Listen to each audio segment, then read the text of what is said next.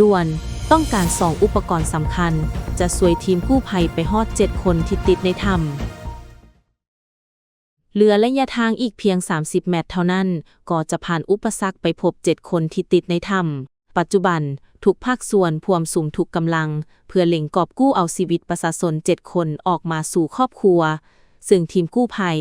ต้องการอุปกรณ์ช่วย2อย่างคือไดโวและถังออกซิเพื่อเฮ็ดให้ภารกิจสำเร็จทุกภาคส่วนกำลังเร่งช่วยเหลือประชาชน7คนที่ติดค้างอยู่ในถ้ำผาหินที่เมืองล่องแจ้งแขวงไส้สมบูรณ์ซึ่งคณะกรรมการปกครองแขวงและคณะกรรมการคุ้มครองภัยพิบัติคันแขวงได้ลงชี้นำอย่างใกล้ชิดโดยกงอยู่ภาคสนามโดยสมทบกับคณะนำของเมืองผูกระดมทุกภาคส่วนเข้าให้การช่วยเหลือในทันทีโดยนำไส้จักรสูบน้ำระบายน้ำออกจากถ้ำพร้อมทางได้รับการช่วยเหลือจากการจัดตั้งสังคมหลายภาคส่วน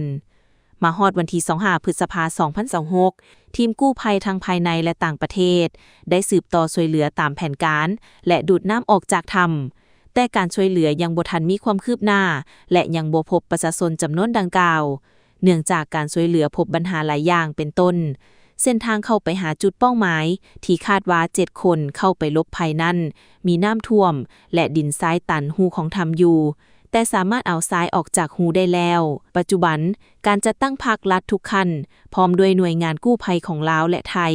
ตลอดฮอดภาคส่วนเกี่ยวข้องยังสืบต่อเล็งให้การช่วยเหลืออย่างต่อเนื่องแต่การปฏิบัติเวียกงานตัวจริงแม้นพบอุปสรรคหลายอย่าง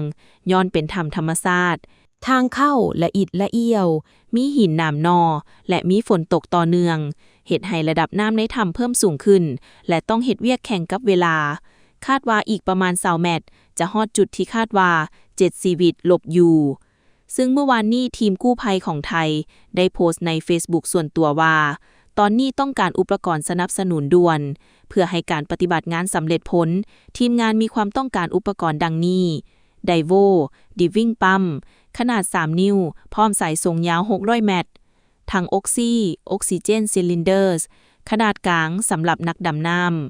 ขอเป็นกำลังใจให้ทุกภาคส่วนที่เข้าให้การช่วยเหลือประชาชนทั้ง7คนที่ตกค้างอยู่ในถ้ำผาหินครั้งนี้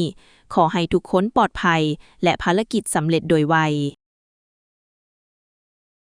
มีข่าวดีจะมาบอกสำหรับใครสนใจเช่าพื้นที่ขายเครื่องทุกประเภทและเช่าพื้นที่ป้ายโฆษณาอยู่ตลาดลาวสนใจสอบถามที่เบอร์ 02058389209 สถานที่ตั้งอยู่บ้านสุพังเมืองไซธานีนครหลวงวิจันทร์